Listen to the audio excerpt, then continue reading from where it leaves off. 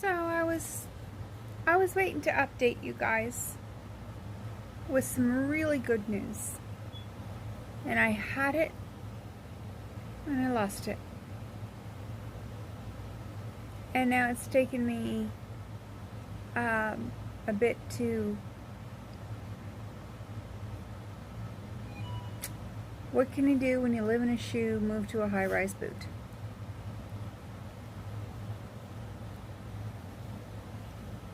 For the last little while, not too long now, I know, but I was so excited. I got to see my colorectal team, my surgical team. I got to talk with them. Everything was tickety-boo. Everything was moving ahead. I was told, and my surgery would be scheduled for the fall. And oh my God, honestly, I was over the moon. I was absolutely over the moon. And I was told to, there's a card, to call on the card for the person who does the scheduling. I knew what hospital it was going to be in, everything. So I was told it was going to happen in the fall.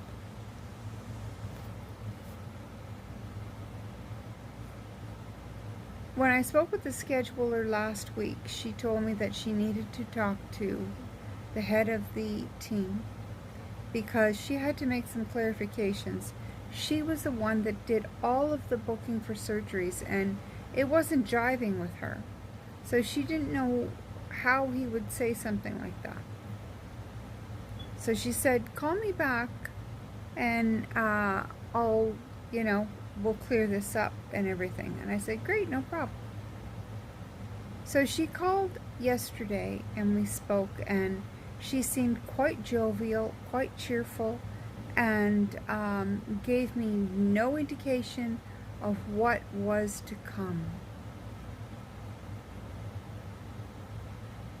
What was to come is that there continues to be such a backlog in surgery.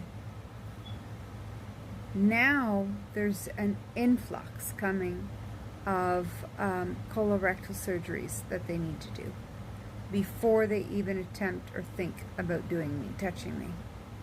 They need to get the colorectal surgeries dealing with cancer done because I am benign.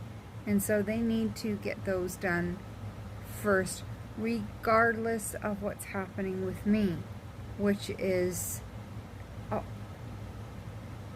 they agree, everything is detrimental. However, cancer takes precedent. And even though I've been waiting over a year and a half. Yesterday, I was not feeling it at all. I didn't mope or cry. I cried a bit. I got into the bath. I came out.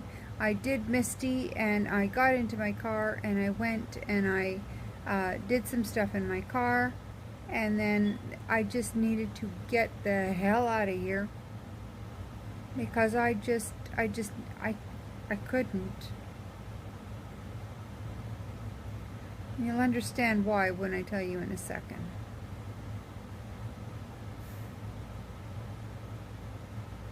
So I asked her, I said, how far are we pushing back now? How far have I been pushed back because of everything? And she said, well, best case scenario is minimum a year.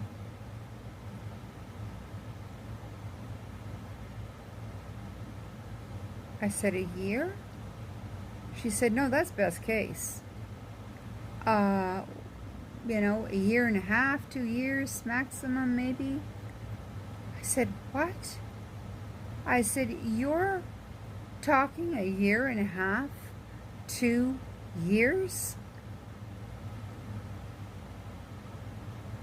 I've been waiting a year and a half By the time this finally happens, it could be 4 years from now that I've been waiting for this to happen.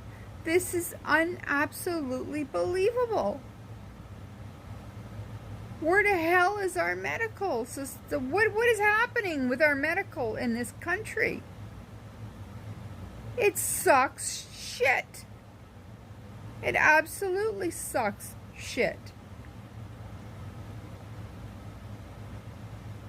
I had no words. I had no words.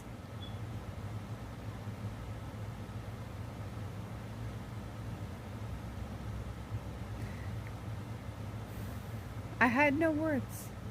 I've been fighting so hard to get to this point, and to hear that my surgery would take place in the fall, because I asked that question, because I have people waiting, namely, chiefly, my birth mom, who is, was ready to toss everything aside to get me ready to be there for me when I go in for surgery.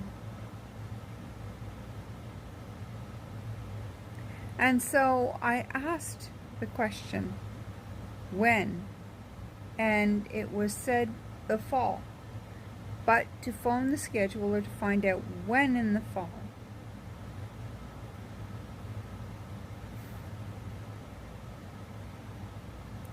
Now's where all the red tape comes through. All that red tape. That red tape bullshit. But if something is to change, give them a call, let them know something's changed. Why? Is that going to get me in any faster?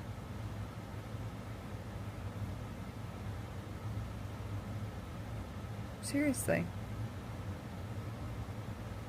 If my guts are hanging out, is that going to get me any faster? The medical emergency where my, no, they'll just shove a mesh up there with my colon and support it until such time as they have to do surgery. It still doesn't put me in the line of, we need to get this done now because of everything she's facing. Anyways, I honestly, I needed to get out of here. I couldn't stay here another second. I just couldn't. Because this was absolutely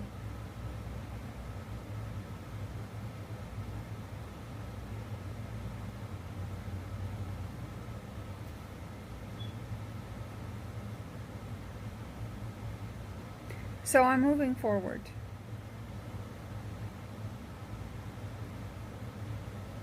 Yesterday, I could have continued to cry my eyes out, and I didn't. I just knew I had to do something to move forward. Today, I got the letter from work that I have been so afraid of, because I don't know what it means. I got a contact from a gal who I worked with, who said that there's something coming through the pipeline or whatnot, and it has to do with options and a whole bunch of things that it was very confusing. And so the information was to be sent to me, and if I needed her help to go over it to figure out what my options are, then she would be gladly, help me. Well, it came in today, and I haven't even opened it because I don't even want to look at it right now. I don't even want to see it right now. With the crap news I got yesterday, and opening this letter today, I can't handle it. I'll tell you that right now. People say to me, you are so strong. No, I'm not. No, I'm not. I fall just like everybody else. And I try to get myself back up. When my bootstraps are even broken, I try so hard to get myself back up into the mindset that is positive, and let's just move. Let's just go.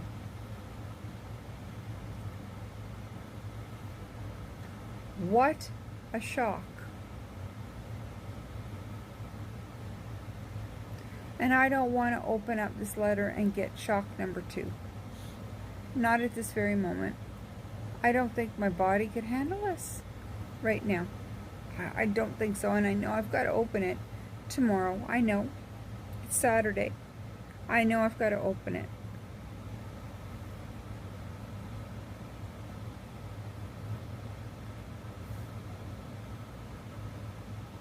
But until then, I've just got to relax and chill. Because I know that when, and other people know that, they've seen it, when my body becomes overloaded emotionally, physically,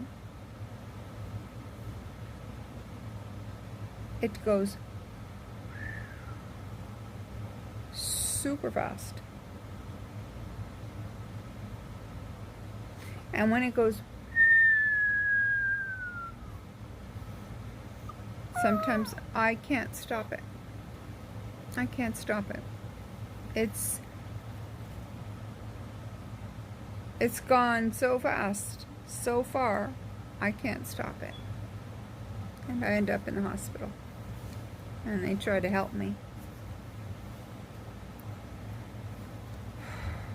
So I don't know what I'm just doing. I really don't. I'm Fred Flintstoning my way through every second of every moment right now. That's what I'm doing. Every second of every moment, I'm just putting Fred Flintstone steps in front of the other. That's all I'm doing. Because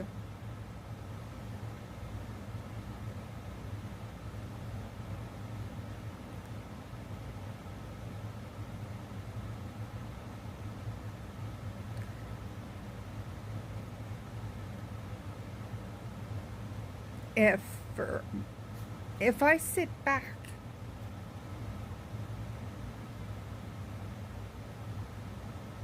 and think about all of this, that will happen. That's not good. So I can't allow my head to any second, any moment. I can't allow that. I've got to think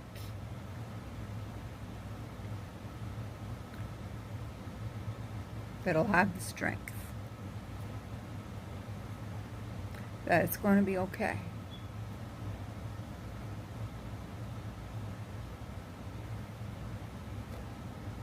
And keep going. Like the head of gastroenterology said to me, he didn't know how I was doing this. And I said, there's two things: faith and hope.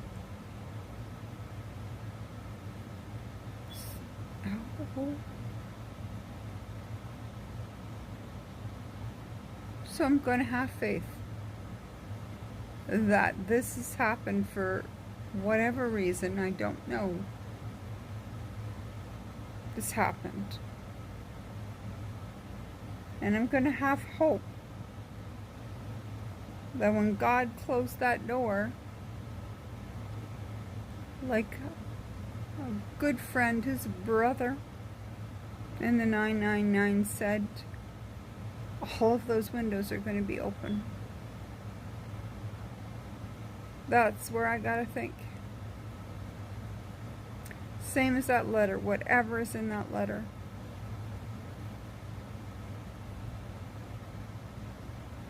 That's what I gotta think.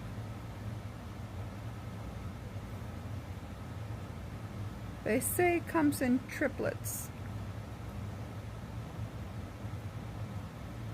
I've got doubles right now. I don't want a third to fall. Two's enough right now.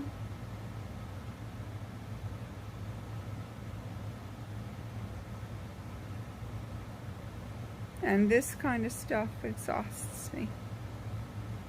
It truly does. So I was hoping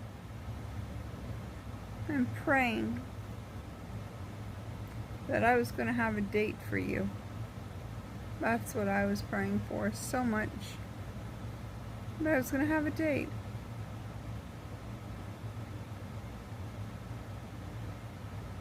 I was not expecting to hear what I heard. Like I said, now I've just got to put one foot in front of the other. I've got to keep doing my Misty Tripoli, who has been a godsend, along with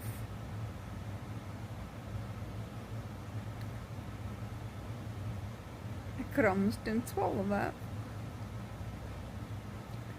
People that care about me.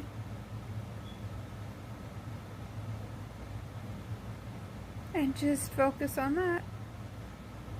And continue to keep moving forward. Don't look back there. Keep going forward. That's it. Maybe something miraculous will happen. Who knows? I wanted to give you an update because it was a sure shocker for me in many ways.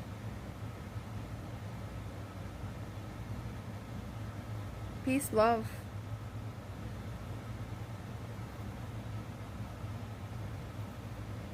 And yet we smile. Or at least we try to. As much as we can. We smile.